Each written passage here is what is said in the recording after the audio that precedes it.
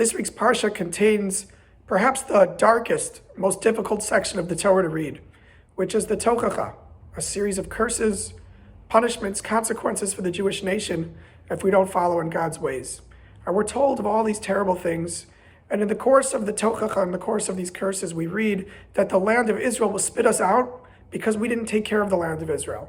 Specifically, we didn't observe the Shemitah cycles, which we actually read at the beginning of this week's Parsha, that every 7 years the farmers are supposed to refrain from work. It's a Shabbos la'aretz, it's a Shabbos for the land. The farmers shouldn't work. And Rashi on the spot actually does some calculations, pointing out that the 70 years between the first and second temple, these 70 years of exile, correspond to 70 Shemitah cycles. That there were 70 7-year cycles where the Jewish people did not properly observe the laws of Shemitah, and so they were kicked out of the land of Israel for 70 years. Rav Shmuel Vazner, who was a rabbi in Israel, passed away in the last 10 years. He wonders, could it really be that the Jewish people didn't observe the laws of Shemitah for hundreds and hundreds of years? This was an era during the first temple where they had prophets. This was an era where they had great rabbinic leaders.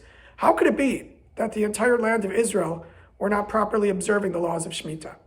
And what he suggests is that the laws of Shemitah are more than a technical requirement. It may be the case that the Jewish people were leaving their land fallow, but it's more than that. The laws of leaving the land fallow is a Shabbos la'aretz la'Hashem. It's a Shabbos for the land, for Hashem, to realize and to appreciate the reason we're doing the work for these 6 years and why we're leaving the field fallow the 7th year. It's a very jarring idea that even if they observed the laws properly, they were still punished for not appreciating it. And while most of my listeners are probably not farmers in Israel, most of us aren't required to observe the laws of Shemitah as we live outside of the land of Israel. But each of us does have a Shabbos in our lives, and that's the Shabbos of the week. We may not particularly be experiencing the Shabbos of the years, but each of us has a Shabbos in our week. And we should all, of course, observe the Shabbos, but also think about what that Shabbos represents.